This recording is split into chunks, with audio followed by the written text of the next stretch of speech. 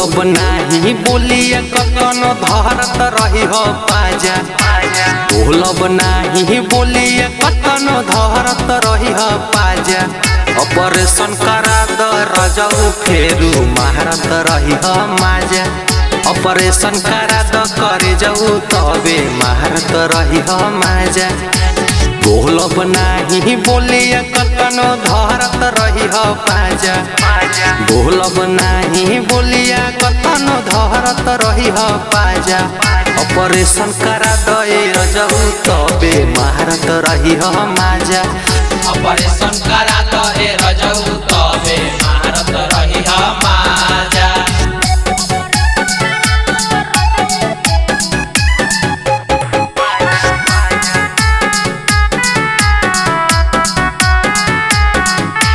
रोजे रोजे देहिया के महतार माथा हो। तनी दिन में ढील हो जाई बहनिया बहिना हो। करे जाऊ सुना रोजे रोजे देहिया के महतार माथा हो। तनी दिन में ढील हो जाई बहनिया बहिना हो। गोदी के खेलावाना के रही नहीं साजा।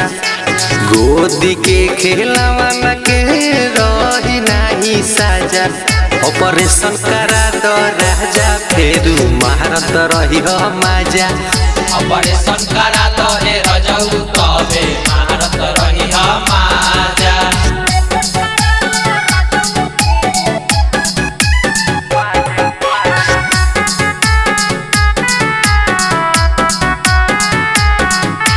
रहम हमनी फिक्र रही कुछ के ना फेरा हो।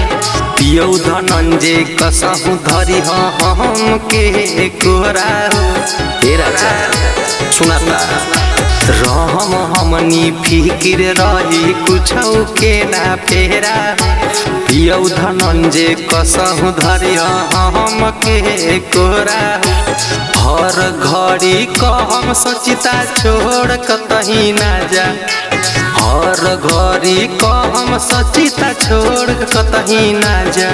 ऑपरेशन करा द करे जाऊ तबे मारत रही हो माजा। ऑपरेशन करा दे रजऊ